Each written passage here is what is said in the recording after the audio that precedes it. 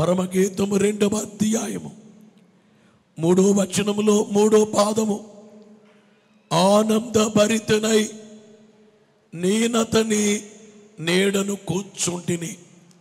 అందరూ చదవండి ఆ మాట. ఆనందభరితనై నేనతని నీడను కూర్చుంటిని. అడవి వృక్షములలో జల్దర వృక్షం ఎట్లున్నదో పురుషుల్లో నా ప్రియుడు అట్లున్నాడు. ఆనందభరితనై నేనతని నీడను కూర్చుంటిని. నీడ సాధారణముగా ఎండలో వెళ్ళే వ్యక్తులు నీడ ఎక్కడ ఉంటుందో చూస్తూ ఉంటారు, గమనిస్తూ. పొలాల్లోకి మీలో చాలా మంది రైతులు ఉన్నారు. పని చేస్తూ, పొలములో పని చేస్తూ, నేను ఒక అబ్బాయి నాతో మాట్లాడుతూ 40 ఎకరాల పొలం చేస్తున్నానని చెప్పాడు. ఆ పొలము చేస్తున్నప్పుడు మధ్యాహ్న కాలంలో భోజనానికి చెట్టు నీడకెళ్ళి ఆ నీడలో కూర్చుని భోంచేసి కొంచెం విశ్రాంతి తీసుకుని పర్ల పని చేస్తారు.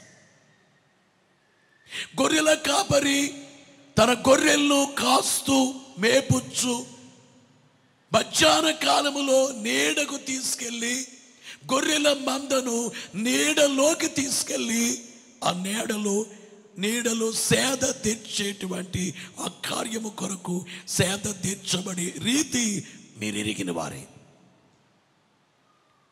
ప్రభునందు ప్రియులరా, అసలు ఈ లోకములో ఎండ అనబడేటువంటిది మనకి సరిగ్గా అర్థం కావాలి.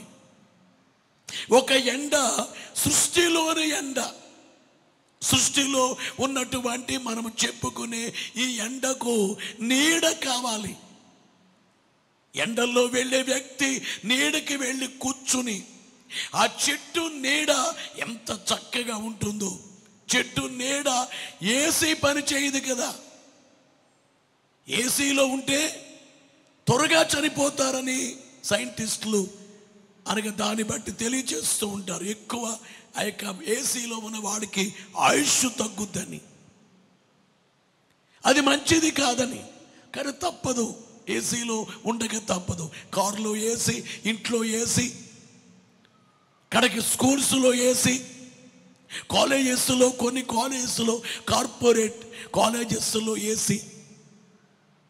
మనిషికి అలవాటు అయిపోయింది ఏసీ. గమనించే మాట ఏమిటంటే, నిజంగా అసలైనటువంటి ఎయిర్ కండిషన్ ఎక్కడంటే చెట్టు నీడ. అది ఎంత ఆరోగ్యకరం. చెట్టు నీడ ఉంటే ఎంత ఆరోగ్యముగా ఉంటుంది. ఇక్కడ ఒక చెట్టును గూర్చి వ్రాయబడింది. అది ఏమిటంటే అడవి వృక్షములలో జల్దరు వృక్షం. జల్దరు వృక్షం అంటే యాపిల్ ట్రీ. ఈ యాపిల్ ట్రీ కింద కూర్చుంటే ఎంతో ఆహ్లాదంగా ఉంటుంది. ఈ యాపిల్ ట్రీ అనేది దాదాపు 30 అడుగుల ఎత్తు వరకు పెరుగుతుంది. యాపిల్ ట్రీ గమనించేటువంటి మాట ఏమిటంటే చాలా చక్కగా ఉంటుంది యాపిల్ ట్రీ. దాని యొక్క రీతి చూస్తే సంతోషకరంగా. అందుకే గర్భిణీ స్త్రీలు యాపిల్ ట్రీ కింద పండుకునేవారట పూర్వకాలంలో. ఎందుకంటే దాని వాసన పీలిస్తే లోపలుండే శిశువుకి చక్కటి ఆరోగ్యమని, శిశువు మంచి జ్ఞానముతో జన్మిస్తారని. గమనించే మాట ఏమిటంటే యాపిల్ ట్రీ కింద అనారోగ్యవంతులు వెళ్ళి పండుకొని మీకు ఆరోగ్యము కలుగుతుందని. ఈ లోకములో ఉండే ఎండకు చెట్టు నీడ కోరుకుంటారు. అయితే గమనించే మాట ఏమిటంటే బైబిల్ ప్రకారంగా చూస్తే ఆ ఎండ మాత్రమే కాక ఈ లోకములో ఉండేటువంటి ఎండ మనము చూస్తే శ్రమల ఎండ. శ్రమలు అనబడే ఎండల్లో మనిషి ఉన్నాడు. శ్రమలు అనబడే ఎండ. అందుకనే బైబిల్ గ్రంథములో ఇదే పరమగీతములో ప్రియురాలంటుంది, నేను ఎండ తగిలిన దానను.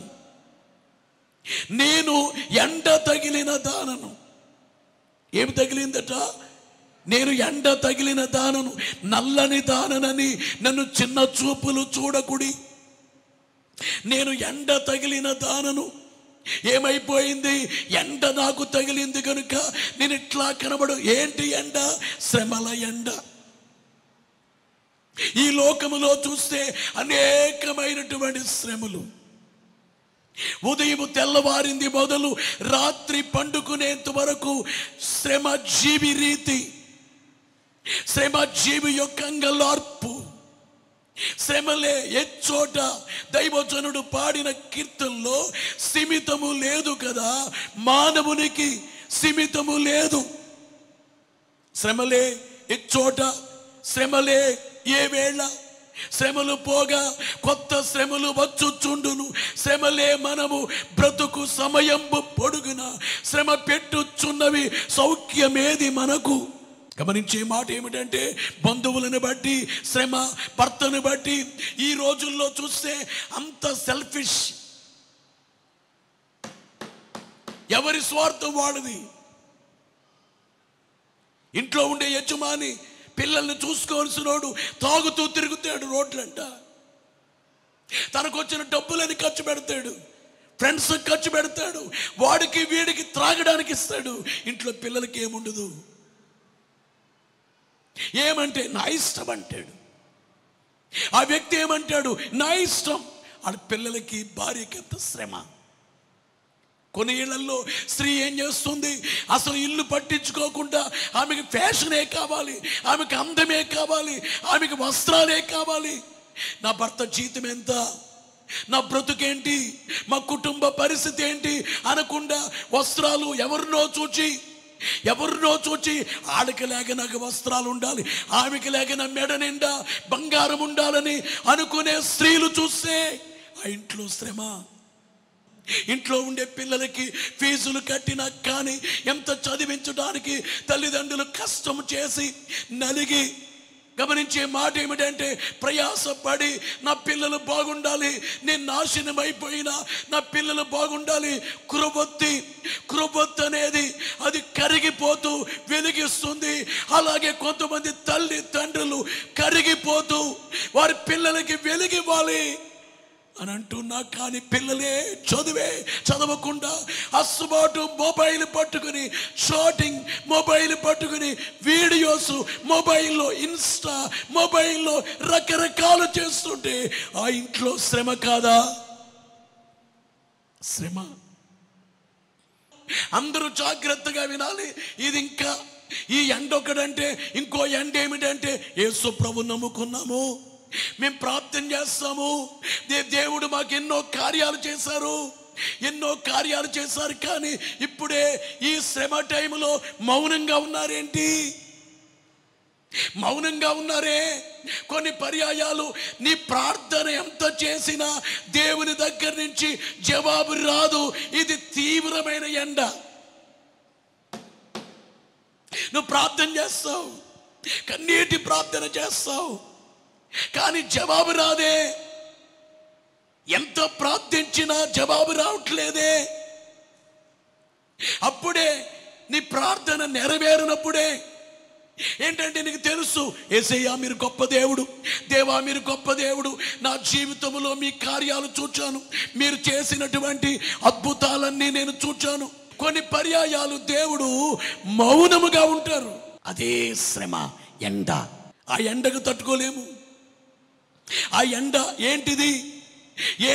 ఎండలో నేను ఉన్నానే కానీ యేసయ్య దగ్గర ఉన్నానే, ఎండ కాదే. మరి ఏంటి? నా ప్రార్థన నెరవేరదేంటి?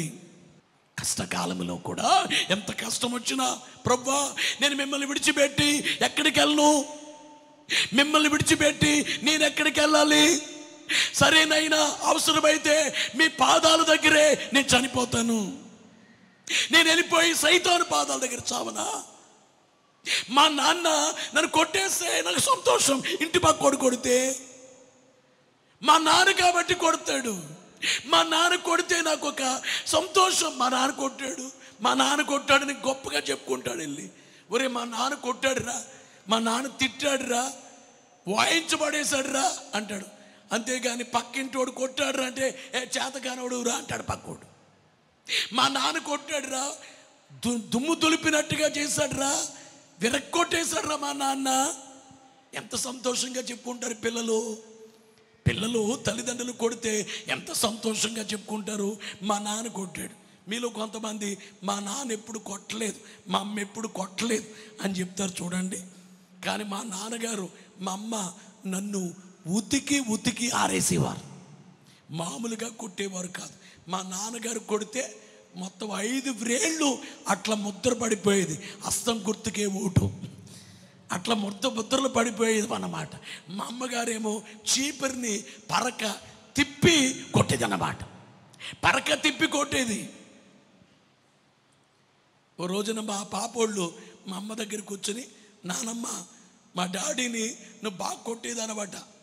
ఏమోనమ్మా ఎందుకు కొట్టానో అని కళ్ళంట నీళ్ళు పెట్టుకుంటుందట కాసేపు. ఎందుకు కొట్టానో అని. కాదు నానమ్మ ఎందుకు కొట్టావంటే కాసేపటికి అందట కొట్టనా, ఎప్పుడు కొడతా, నేను కొట్టనా అనే వరకు మనోళ్ళు మాట్లాడారు. కొడతాను, ఎందుకు కొట్టను అని. వాళ్ళు వచ్చి నాతో ఎంత సంతోషంగా, డాడీ నానమ్మ ఎట్లా అంటుంది, ఆ కొట్టిన ఆ రీతి ఎంత సంతోషంగా అంటే తల్లిదండ్రులు ఆ గద్దింపు ఎంత సంతోషం. అవునా కదా?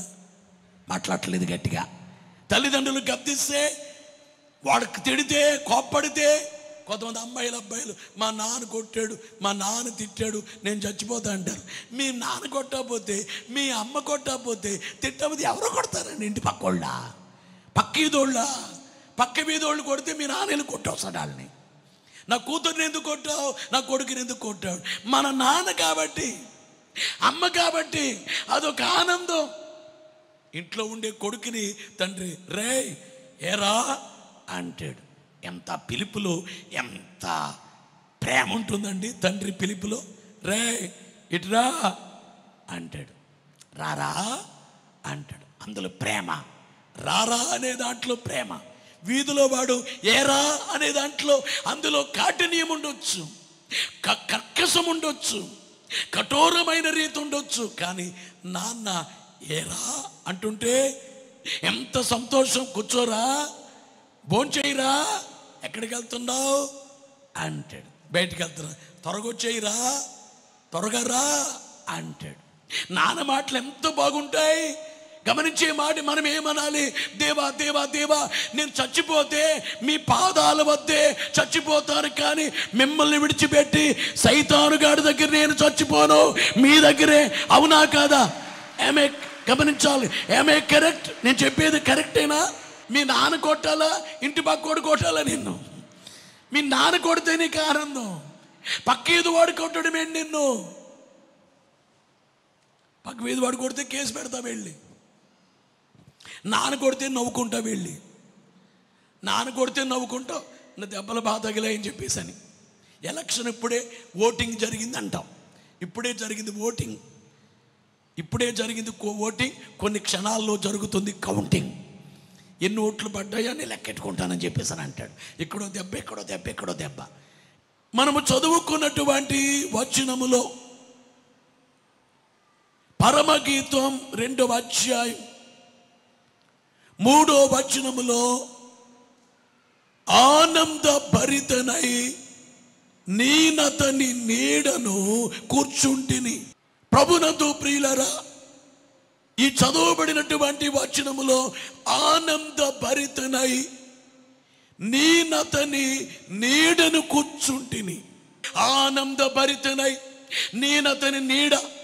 గమనించే మాట ఏమిటంటే, ఏ నీడ? ఇంతకీ వృక్షం ఏమిటి? జల్దర్ వృక్షం.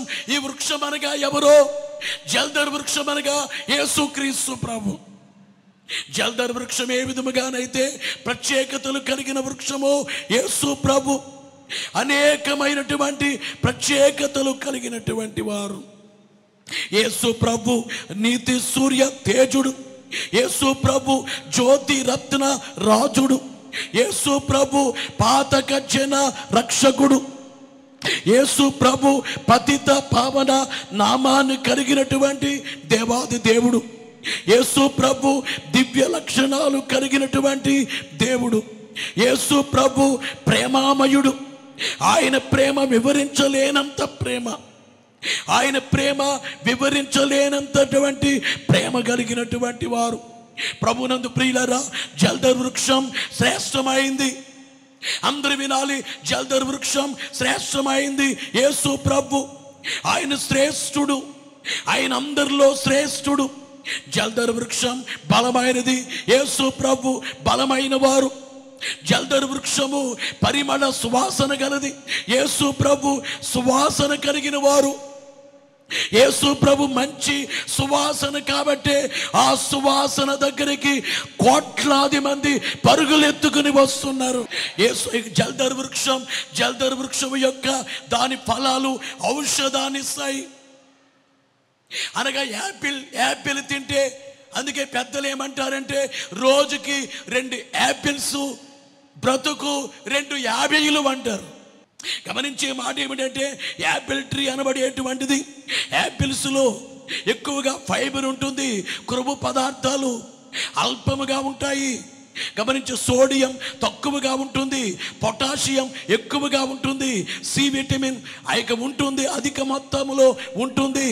గమనించే మాట ఏమిటంటే, ప్రతిరోజు యాపిల్ తినడాన్ని బట్టి కొలెస్ట్రాల్ తగ్గుతుంది, చర్మ సంబంధిత వ్యాధులు తగ్గుతాయి, ఊబకాయం, తలనొప్పి, కీళ్ళ నొప్పులు, ఆస్తమా, అనేమియా, క్షయ, నాడీ సమస్యలు, నిద్రలేమి, జలుబు, క్యాన్సర్, దంత సమస్యలు, ఇట్లాంటి అనేక రోగాలకి మంచి ఔషధం యాపిల్ అట. యాపిల్ అనేకమైన జబ్బులకు ఇదంతా గమనించే మాట ఏమిటంటే, గొప్ప గొప్ప అస్వస్థత ఇచ్చేటువంటి ఔషధము లాంటి చెట్టు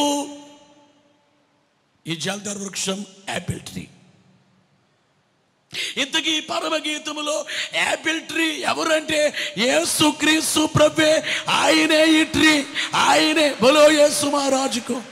ఇప్పుడు మాట చెబుతున్నాను, యాపిల్ ట్రీ దగ్గర ఉంటే, యాపిల్ ట్రీకి ఉండే ఆ యాపిల్ పళ్ళు తింటే కొన్ని జబ్బులు తగ్గొచ్చు, కానీ యేసయ్య అనబడే చెట్టు, యేసుక్రీస్తు అనబడే వృక్షము దగ్గర అన్ని జబ్బులు తగ్గుతాయి. ఒక రోగమే కాదు, ఏ రోగమైనా కానీ యాపిల్ ట్రీ, యాపిల్ పళ్ళు బట్టి కొన్ని రోగాలు తగ్గొచ్చు, కానీ ఔషధము కానీ యేసుక్రీస్తు అనబడేటువంటి ఈ యొక్క చెట్టు ఔషధము కలిగిన యేసే. పాప రోగానికి యేసే ఔషధం. గట్టిగా బలో యేసు మహారాజుకో. పాప రోగానికి యేసు రక్తమే ఔషధం. యేసుక్రీస్తు ప్రభువే పాప రోగానికి ఔషధం. ఆయన దగ్గరే ఉంది, ఆయన దగ్గరే ఉంది. ఎటువంటి పాప అయినా కానీ ఆయన క్షమిస్తారు. యేసు ప్రభు యొక్క నీడ ఆనంద భరితనై, అందుకే ఈవేళ కోట్లాది మంది యేసు ప్రభు యొక్క నీడలోకి వచ్చి, యేసు ప్రభు యొక్క నీడలోనికి వచ్చి సేద తీర్చబడుతున్నారు. పాపి పరిహారం పొందుతున్నాడు. యేసు ప్రభువే ఈ నీడ. యేసు ప్రభు నీడలోకి నువ్వు ఉన్నావా? మీ అందరికి చెప్పేది ఏమిటంటే, యేసుక్రీస్తు దగ్గరికి రండి, ఆయన నీడలోకి మీరు రండి, నీడలోకి మీరు రండి. బలో యేసు మహారాజుకు. ఇంతకీ యేసు ప్రభు నీడ. ఇప్పుడు మన చర్చిలో ఉన్న మందిరం ఎండొస్తే నీడ కనబడద్ది, మీరు వెళ్తుంటే మీ నీడ కనబడద్ది, చెట్టు నీడ కనబడద్ది. మరి ఇక్కడ యేసు ప్రభు నీడ ఏమిటంటే, అందరూ జాగ్రత్తగా వినండి, నీడలో ఉండాలి. నీడ. అందుకనే దావీదు సంకీర్తన 91వ సంకీర్తన 1వ వచనములో, మహోన్నతుని చోట నివసించువాడే సర్వశక్తుని నీడను. వెరీ గుడ్, అలా చెప్పాలి నాన్న, అట్లా మాట్లాడాలి. సర్వశక్తుని నీడను విశ్రమించువాడు. అలాగే గమనించే మాట ఏమిటంటే, ప్రభునందు ప్రియులారా, 17వ దావీదు సంకీర్తన 9వ వచనం, 9వ వచనం చివరిలో, 17వ సంకీర్తన 9వ వచనం చివరిలో చూస్తే, నా ప్రాణ శత్రువుల చేత చిక్కకుండా నీ రెక్కల నీడ క్రింద నన్ను దాచుము, నీ రెక్కల నీడ క్రింద నన్ను దాచుము, నా ప్రాణ శత్రువుల చేత చిక్కకుండా. అంటే నా ప్రాణాన్ని కొంతమంది తీయాలనుకున్నారో చిక్కకుండా నీ రెక్కల క్రింద, నీ రెక్కల నీడ క్రింద నన్ను దాచుము. బలో యేసు మహారాజుకో.